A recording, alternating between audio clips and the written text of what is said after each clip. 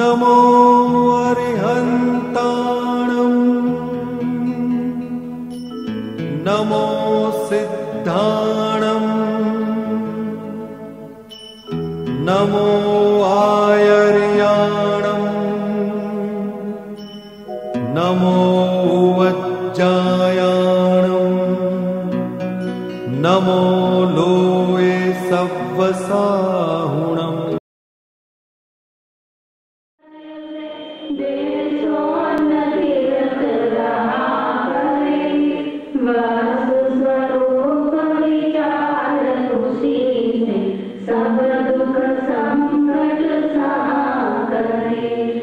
वस्तु स्वरूप विचार खुशी से सब दुख संकट सहा करे। सद्गुरु देव की जय, महावीर स्वामी भगवान की जय, परम कृपालु देव की जय।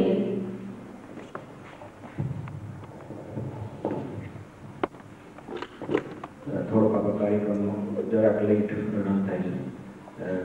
ટ્રાફિક માન્ચેસ્ટરથી સાહેબ અને જે લોકોની સાથે લંડનથી અને ભારત કરાવે તો ટ્રાફિકના લીધે થોડુંક લેટ થઈ ગયું છે, તો ફરીથી હું ક્ષમા માગું છું. આધ્યાત્મક પ્રેરક બાબતે પ્રચુર માત્રામાં અને ઘનિષ્ઠપણે તેમના જીવનમાં વણાઈ ગયું.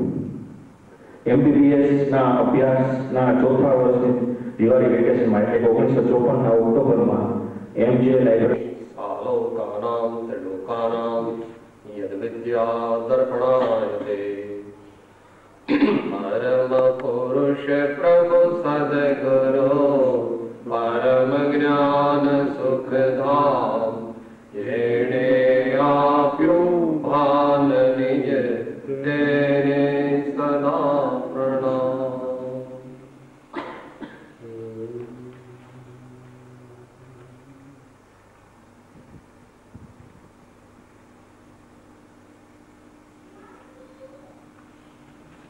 શાશ્વત આનંદની પ્રાપ્તિની શોધમાં સૌ એને ભલે ખબર નથી કે હું મારે શું જોઈએ છે, પણ ભગવાન કહે છે તારે જોઈએ છે શાશ્વત આનંદ, કારણ કે તારો સ્વભાવ તે શાશ્વત આનંદ.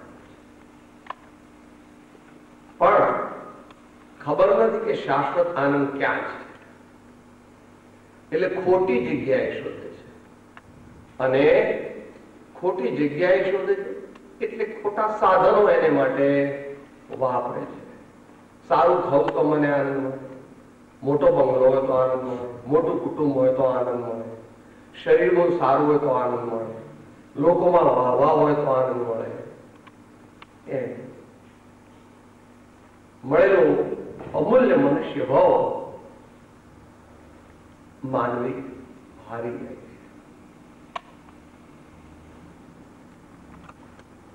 તમે સ્વાધ્યાય પ્રવચન તો ઘણા સાંભળ્યા હશે, શાસ્ત્રમાં પણ પારંગત હશો, એટલે આપણે બહુ શાસ્ત્રની વાત લાંબી કરવી નથી.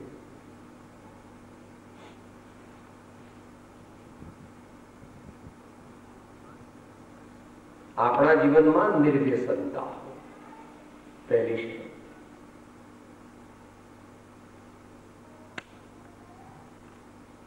આપણા જીવનમાં પ્રબુદ્ધતા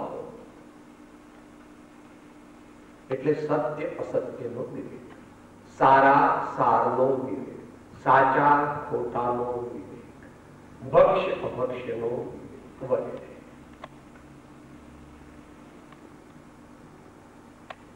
આપણું જીવન પવિત્ર, કોઈ મોટું પાપ આપણે કરીએ નહીં. સામાન્ય રીતે તો આપણે સંપ્રદાયમાં અણુવ્રતનું પાલન શ્રાવકને માટે જરૂરી માનવામાં આવ્યું છે.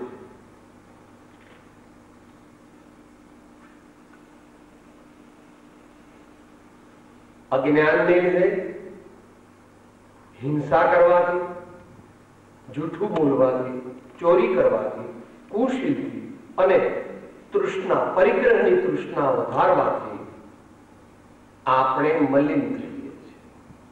આપણે એટલે આપણો આત્મા, આપણો આત્મા એટલે આપણું ચિત્ત, આપણું ચિત્ત એટલે આપણું મન.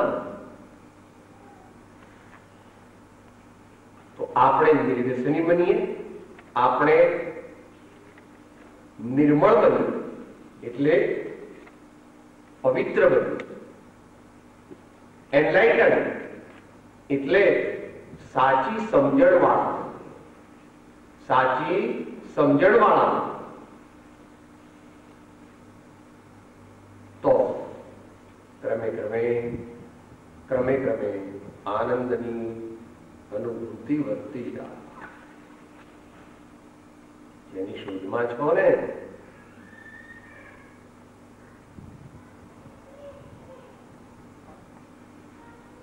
જીવ કે છે નાના મારે તો આનંદ નથી જોઈતો, મને તો આ વસ્તુ આપો. પણ એ વસ્તુ શા માટે જોઈએ છે? પોતાને આનંદ આવે એટલા માટે જોઈએ છે. ભલે એ ઉપલક એમ કે છે કે ના મારે તો વસ્તુ જોઈએ છે, આનંદ નથી જોઈતો. પણ એનું જયારે deep critical subtle psycho analysis કરવામાં આવે ત્યારે every activity is mediated with the purpose of attaining true bliss in life.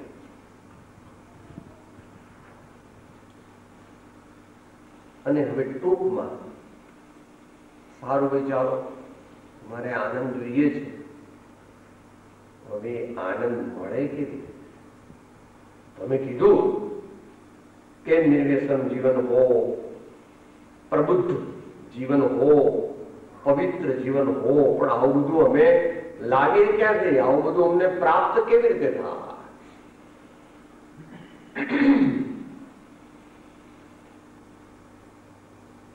નિયમિત ભક્તિ, નિયમિત સત્સંગ સ્વાધ્યાય અને નિયમિત દાન, આટલું કરીએ તો ઘણું.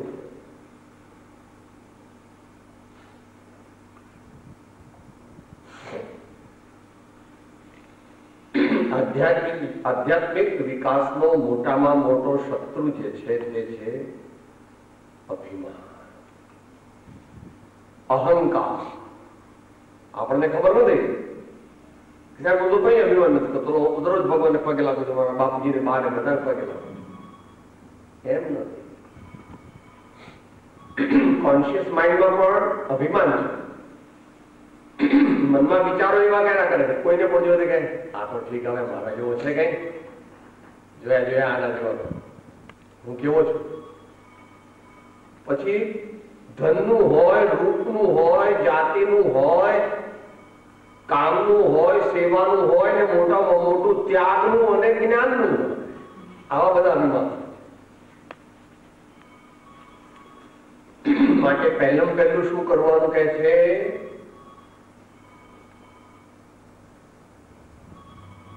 જો આપણે પરમાત્મા અને સદગુરુ સંતોના દાસ બનીએ તો આ અહંકાર ઓછો થાય.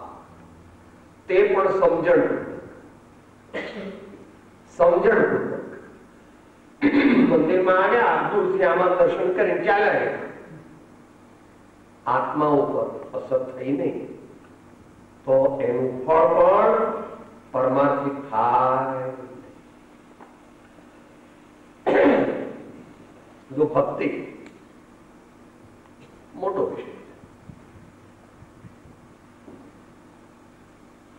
પરમાત્મા સાથે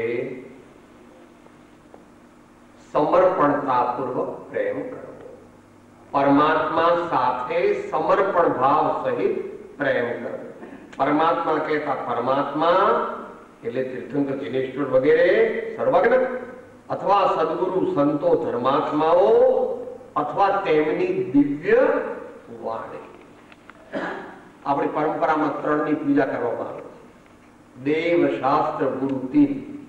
દેવ, શાસ્ત્ર, ગુરુ, તીન એવી એક આપણામાં પરંપરામાં પૂજા કરીએ છીએ. અને ભક્તિ થાય ક્યાં? ક્લબમાં પણ ન થાય ને પબમાં પણ ન થાય. એ તો કોઈ મંદિરમાં થાય, કોઈ ધર્મશાળામાં થાય, કોઈ સત્સંગમાં થાય, કોઈ આશ્રમમાં થાય, કોઈ પરમાર્થ નિકેતનમાં થાય, કોઈ તીર્થમાં થાય. માટે એવું આયોજન કરવું જોઈએ કે આપણે કોઈ પણ ધર્મ સ્થાનકની અંદર જવું જવું ને જવું.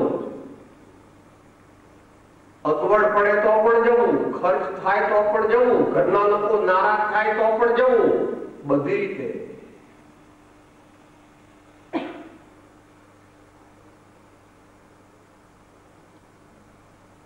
સત્સંગ કરીએ તો ભક્તિ વધે, ભક્તિ વધે તો સત્સંગ કરવાનું મન થાય, પછી સત્સંગ ફરીથી કરે તો ભક્તિ વધે.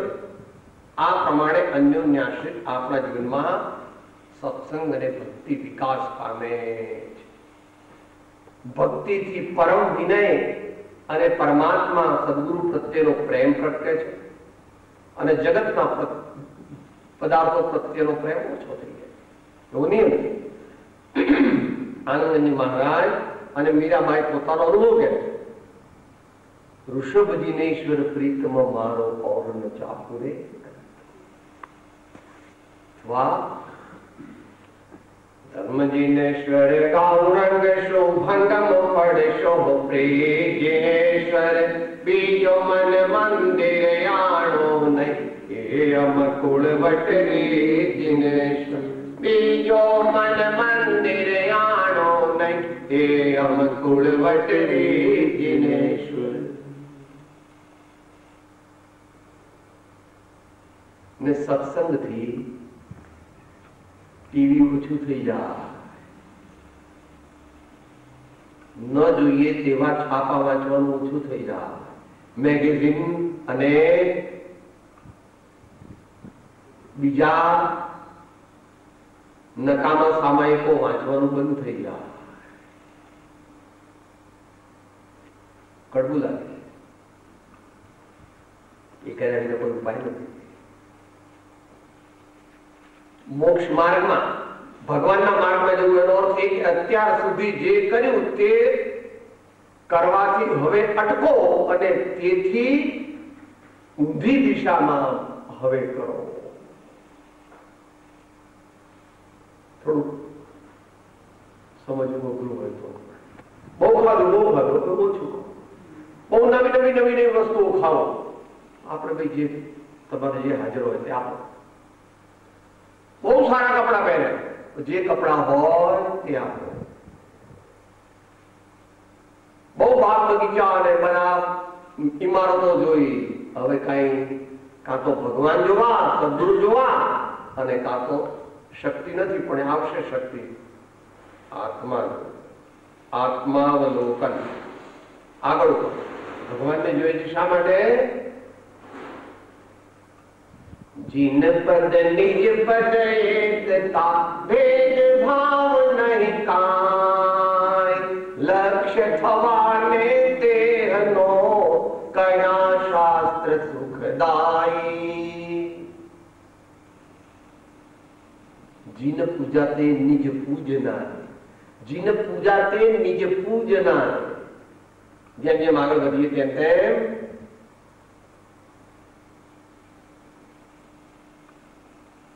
ચાર વસ્તુ મળી, બે વસ્તુ થઈ ગઈ. હું નિયમિત ભક્તિ કરીશ, હું નિયમિત સત્સંગ કરીશ.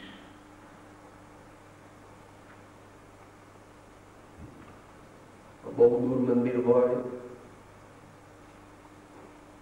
દરરોજ એટલું બધું જવાનો ટાઈમ ન મળે અથવા જવા આવવામાં 40 મિનિટ થઈ જાય તો ઘરમાં મંદિર બનાવવું જોઈએ. જેના ઘરમાં મંદિર એટલે ભગવાનના ફોટા ન હોય, સત્પુરુષના ફોટા ન હોય, જેના ઘરમાં એવું પવિત્રતાનું પ્રતીક ન હોય, જેના ઘરમાં સારા ધાર્મિક આધ્યાત્મિક મહાપુરુષોના ચરિત્રના પુસ્તકો ન હોય, એનું ઘર તે ભૂતિઓ મહેલ છે.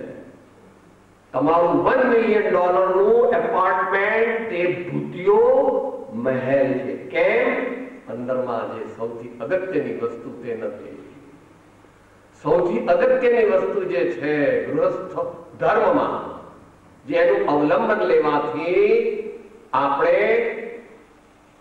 આગળ વધી શકીએ, સાચા માનવ અને મુમુક્ષુ બની શકીએ, સાચા શ્રાવક બની શકીએ. એ તો ભગવાનના ફોટા વિના, સત્પુરુષના ફોટા વિના, ભગવાનની વાણી વિના અને એવા પવિત્ર ગ્રંથોના અવલંબન વિના, અને એને માટે આટલો નાનો કોર્નર હોય તો પણ ચાલે. ગરીબ હોવું તે ગુનો નથી. ગરીબ હોવું તે ગુનો નથી. એ તો પૂર્વે કરેલા ગુનાનું ફળ છે.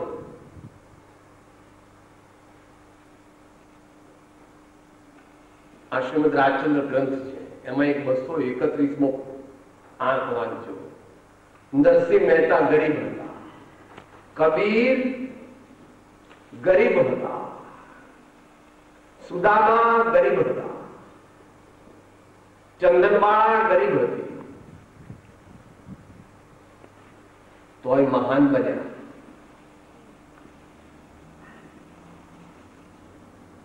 માટે આપણા ઘરમાં અવશ્ય ભગવાનનું સ્થાનક હોવું જ જોઈએ, જેથી બાળકો પણ આપણે પહેલા કરીએ તે બાળકો કરે.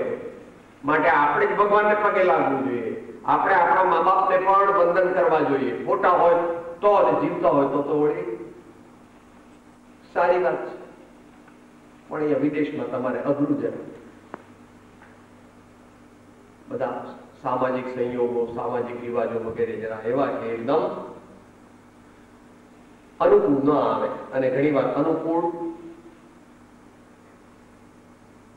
મનમાં ભાવ હોય પણ સંયોગ એવા હોય કે જેથી એમને લાવવાની પણ મુશ્કેલી.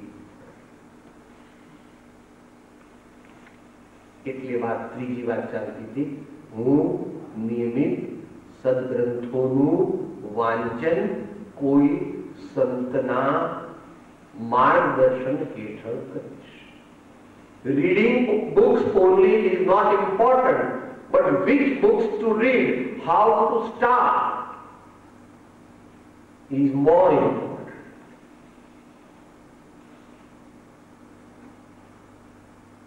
ગમે તે વાંચી લીધું, જે હાથમાં આવે તે વાંચી લીધું એમ નહીં.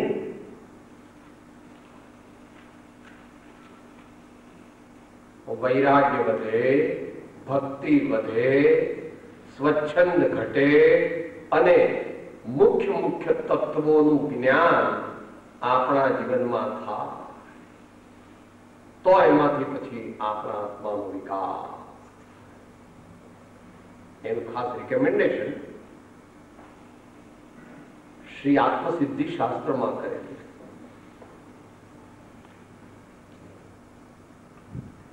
આત્મા દેયસ્તિત્વના જેહ નિરૂપક શાસ્ત્ર પ્રત્યક્ષ સદગુરુ યોગ નહીં ત્યાં આધાર સુપાત્ર અથવા સદગુરુએ કહ્યા જે અવગાહન કાજ તે નિત્ય વિચારવા કરી મતાંતર ત્યાગ. તે નિત્ય વિચાર. આપણે તો વર્ષમાં 4-5 દિવસ જયારે પરીક્ષણના પર્વ હોય ત્યારે સાંભળીએ છીએ. તે પણ કલ્પસૂત્ર સાંભળીએ, એમાં વળી કોઈક મહારાજ કે એવા સ્કોલર આવ્યા હોય તો પ્રાકૃતમાં વાંચી જાય તો આપણે આ મમઝોકા ખાઈએ અને 5 દિવસ પૂરા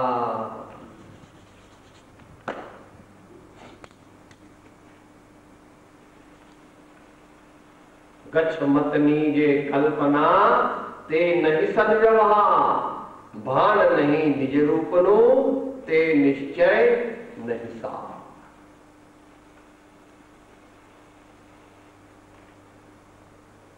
દેશકાળ વિપરીત છે તો પણ સત્ય તો સત્ય જ છે કે આ કાળમાં ભગવાન ખોટા નથી. આ કાળમાં ભગવાન ખોટા નથી, કોઈ કાળમાં ભગવાન ખોટા નથી. ભગવાન ત્રણેય કાળમાં સાચા છે. આપણે માનીએ તો પણ સાચા છે, આપણે ન માનીએ તો પણ સાચા છે. આપણે ભગવાનને ઘણી ગાળો દઈએ તો પણ ભગવાન કઈ ગુસ્સે થાય નહીં, પણ આપણે ક્યાં જવું પડે એ વિચાર. બધાએ ભગવાનની આ કાળમાં કટ્ટા કરી છે. 5.5 અબજ મનુષ્યો છે, એમાંથી થોડા હજારે લુચ્ચા કરી છે, બાકી બધાએ ભગવાનની કટ્ટા કરી છે. પણ તેથી ભગવાન કઈ નારાજ થઈ ગયા હોય? સંતો જ નારાજ ન થાય તો ભગવાન તો ક્યાંથી નારાજ થાય? માટે નિયમિત સારા આધ્યાત્મિક અથવા મહાપુરુષોના ચરિત્ર, જેમાંથી આપણને એમની ક્ષમા, એમનો વિનય, એમની સરળતા, એમનો સંતોષ, એમનો તપ ત્યાગ, એમના અનેક ગુણો. અનેક કેમ કહો છો? કે ભગવાનમાં એટલા બધા ગુણો છે. રોજ તો 7 બોલીએ છીએ ક્ષમા.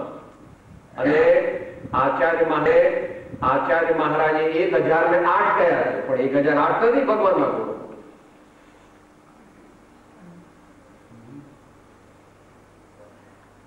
પામર ક્યાંથી જાણે પુનિત ને, પામર ક્યાંથી જાણે પુનિત ને, ગુણ ગણના ભંડાર પ્રભુજી, ગુણ ગણના ભંડાર પ્રભુજી, પરમ કૃપાળુ દીન દયાળુ, જીવનના આધાર પ્રભુજી.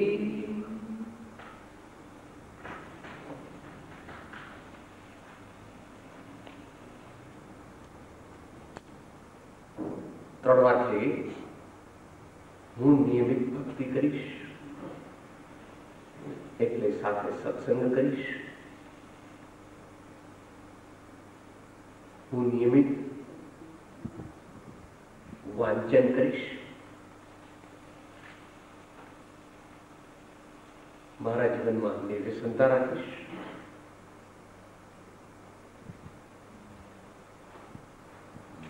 અને છેલ્લી વાત છે દાન દઈશ. એટલે શું? ગૃહસ્થ ધર્મના 2 પાયા છે, એવું રહેણસાર માને છે. રહેણસાર એટલે રત્નસાર. 2000 વર્ષ પહેલા આચાર્ય મહારાજ કહે છે ગૃહસ્થ ધર્મના 2 પાયા છે, એક ભક્તિ અને એક દાન. ટૂંકમાં કેવું, બાકી તો 6 કર્તવ્ય છે ગૃહસ્થ. દેવ પૂજા, ગુરુપાસ્તિ, સ્વાધ્યાય, સંયમ, તપ, દાનમ ચેતી ગૃહસ્થાનામ ષટ કર્માણી દિને દિને. The 6 rituals which must be performed every day with affection and attention. He alone can become a true householder.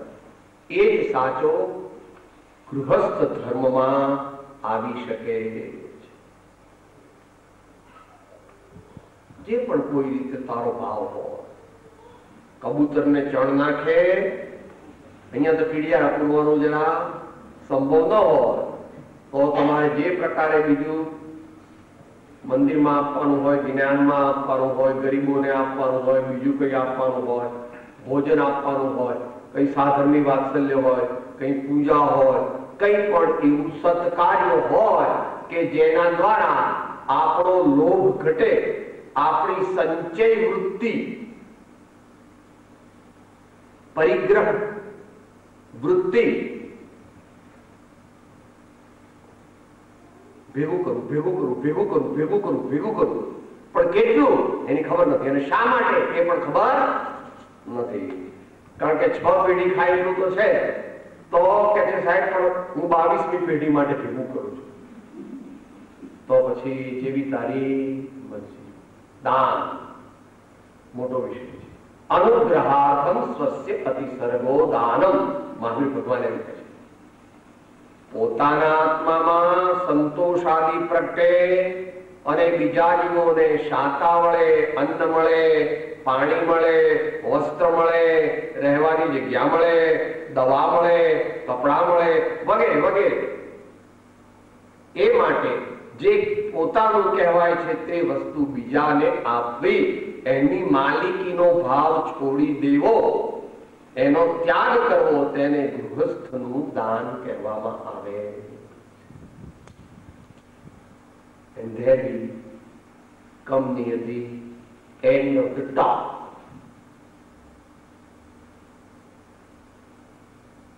મારે શાશ્વત આનંદ પ્રાપ્ત કરવો છે, એ માટે મારે નિર્વ્યસની બનવું છે, એ માટે મારે ભક્તિ કરવી છે, એ માટે મારે સત્સંગ કરવો છે, એ માટે મારે સદગ્રંથોનું વાંચન અને પવિત્ર પુરુષોના ચરિત્રોનું વારંવાર એમાંથી પ્રેરણા મેળવવા માટે વાંચન કરવું છે અને દાન લઈ અને મારા આત્માને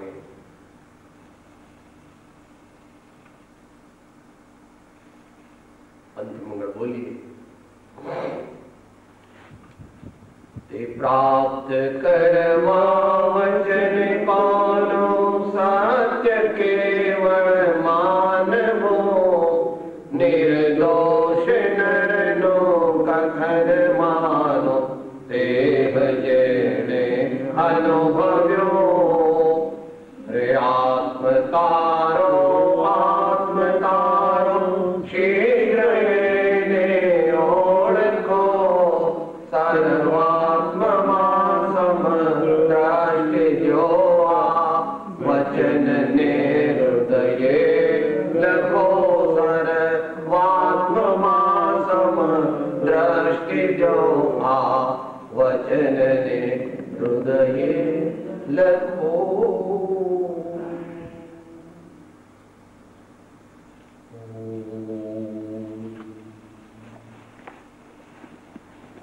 સર્વથા સહ સુખી થાઓ, સમતા સહ સમાચરો, સર્વત્ર દિવ્યતા વ્યાપો, સર્વત્ર શાંતિ વિસ્તરો. ઓમ શાંત શાંત. બોલો શાંતિનાથ ભગવાન કી જય, બોલો આદિનાથ ભગવાન કી જય, બોલો બાહુબલી સ્વામી ભગવાન કી, 24 તીર્થંકર ભગવાન કી, સદગુરુ દેવ કી, जिन शासन देव की, रत्नत्रय धर्म की, सब संतन की. एक नाम सूत्र बोलीશું, સાથે જ બોલીએ બધા શીખશે. હું આત્મા છું, આત્મનો સેવક છું, સૌનો મિત્ર છું. હું આત્મા છું, આત્મનો સેવક છું, સૌનો મિત્ર છું. હું આત્મા છું, આત્મનો સેવક છું, સૌનો મિત્ર છું.